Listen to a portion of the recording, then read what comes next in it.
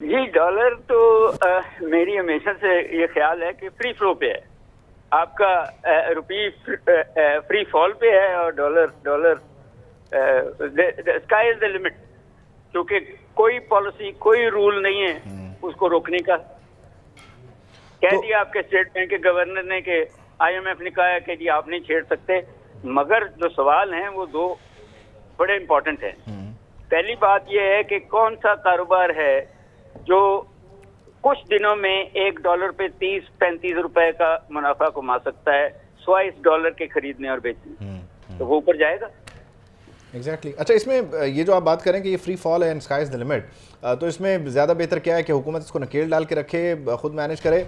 उसमें भी तो फिर देखें ना, वो एक अननेचुरल तरीके से इसको लेके चला जाता है जिसका नुकसान होता है। आप पहले तो ये फैसला करें कि आपकी जो इम्पोर्ट्स हैं वो किस मुल्क के साथ ज्यादा हैं, चाइना के साथ, वेस्ट के साथ, या गल्फ मुल्कों के साथ।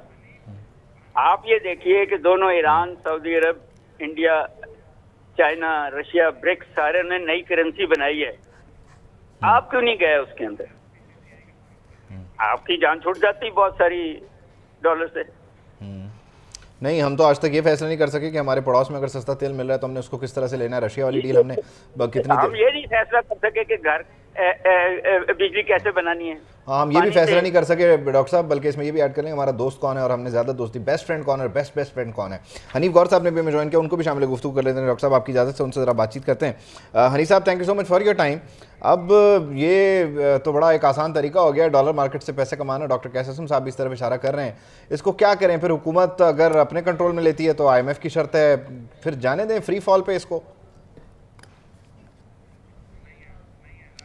हनीफ गौर साहब नहीं है तो कैस असलम साहब की तरफ ही हम दोबारा चलते हैं। डॉक्टर साहब, ये जो ओवरऑल कन्फ्यूजन है इसका नतीजा क्या है? क्योंकि अगर हम इसको देखें बाकी मुल्कों से, श्रीलंका ने अपने डिफ़ॉल्ट के बाद कम बैक कर लिया, इंडिया का 91 का जो मनमोहन सिंह वाला फार्मूला है वो आपके सामने है। तो अब हमारे पास क्या ऑप्शंस हैं? हम अपनी एक्सपोर्ट्स को किस तरह से बढ़ाएं, इंडस्ट्री को किस तरह से जो है वो हम लेकर चलें?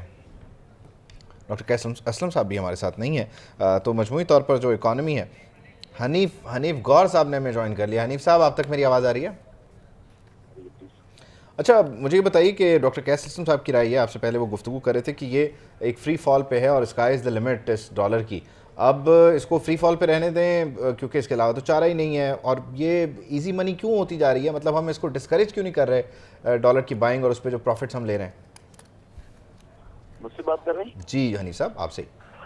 देखिए हम डिस्करेज कैसे करें? डिस्करेज तो मुल्की हालात से होता है। जब मुल्की किसी भी मुल्क के अंदर सियासी हालात बेहतर होते हैं तो मेरे ख्याल से उसमें इकॉनमी जो है तो सेटलमेंट की तरफ जाती है।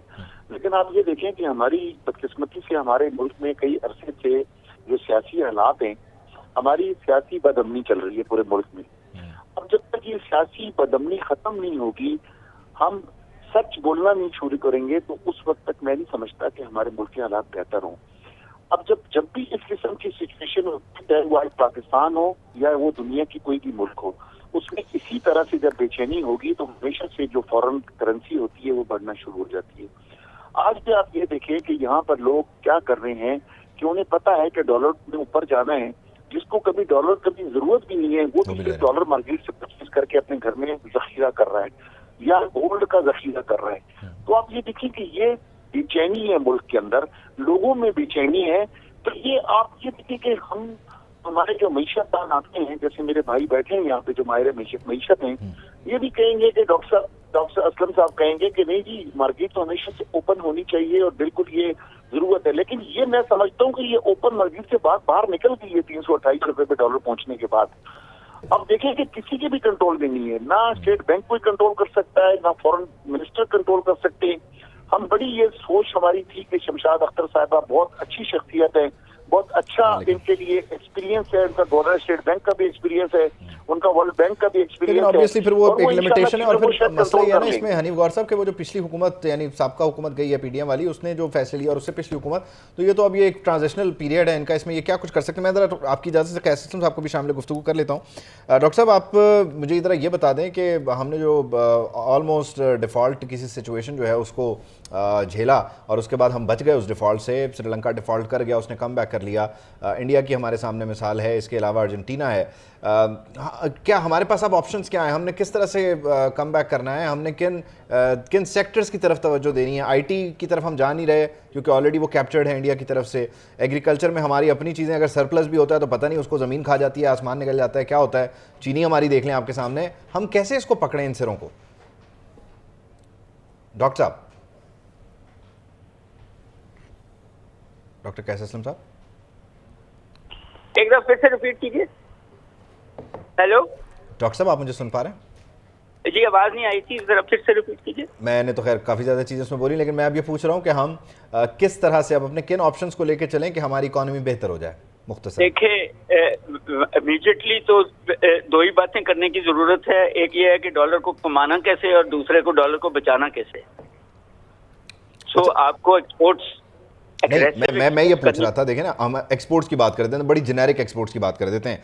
अब जो हमारी generic export, sir IT sector, doctor साहब इसको हम वन बाय वन एड्रेस आप कह दें, मगर मेरा जो आंसर है ना वो यह है कि एक्सपोर्ट ड्यूटीज तो उड़ाए ना। एक्सपोर्ट ड्यूटीज क्यों रखी हुई है? सर एक्सपोर्ट ड्यूटीज़ उड़ा देते हैं, उसके बाद आप ये समझते हैं कि हमारी एक्सपोर्ट की जो क्वालिटी है, हमारी जो मैन्युफैक्चरिंग क्वालिटी है, वो इस लायक है कि हम चाइना के साथ और इंडिया के साथ उसकी मैन्युफैक्चरिंग क्वालिटी के साथ कम्पीट करें? सर अगर आप उनके साथ जॉइंट वेंचर्स कर देंगे तो वो क्वालिटी। सर आप समझते हैं इंडिया के साथ हम जॉइंट वेंचर्स कर सकते हैं बिजनेस में? सर अगर स्ट्रेटेजिक हमारे बराबर में इतनी बड़ी मार्केट और हम वहाँ नहीं जा रहे, हम घूम के जाते हैं यूरोप। ये तो खैर एक फॉरेन पॉलिसी का हमारा मसला है। बात यह है कि इकोनॉमिक्स तो साइंस का नाम है जो रिस्ट्रेंट्स को देखते हुए अपनी स्ट्रेटजी बनाती है ना। हमारे जो गवर्नमेंट्स हैं वो रिस्ट्रेंट्स तो लगा रही हैं, पॉलिसी कोई नहीं बना रही। अच्छा, नहीं हमारा तो हम बड़े बुरे तरीके से सैंडविच भी हुए हैं ना। एक तरफ ईरान है जिसके ऊपर आलमी पाबंदियां हैं, दूसरी तरफ हमारा इंडिया है, तीसरी तरफ अफगानिस्तान है, उसका तो पता ही नहीं था आज से कुछ 6-8 महीने पहले तक भी। तो हम फिर यूरोप जाते हैं और फिर उसमें हमारी कॉस्टिंग बढ़ जाती है, और फिर जब तक हम हमारी जो मैन्युफैक्चरिंग है उसकी क्वालिटी को नहीं बेहतर करेंगे तो फिर भी हम कैसे कम्पीट करेंगे। डॉक्टर साहब बहुत शुक्रिया, thank you so much for your time, और हनीफ गौर साहब भी हमारे साथ मौजूद थे। आप दोनों हजरात का बहुत शुक्रिया। बात मुख्तसरन यही है कि आपको अपनी जो प्रोडक्शन है उसको बेहतर करना होगा, फिर अपनी सर्विसेज को दुनिया भर को देना होगा, वैसे ही कि वो ममालिक, यानी सादा अल्फाज में आपको आमदन बढ़ाना होगी। बिल्कुल ऐसे ही है, ये हल तो मौजूद है। हम ये भी मानते हैं कि फौरी तौर पे इम्प्लीमेंटेशन नहीं है, लेकिन स्टार्ट तो होना, क्योंकि अगर स्टार्ट हमें नज़र आएगा तो फिर ही हम देख सकेंगे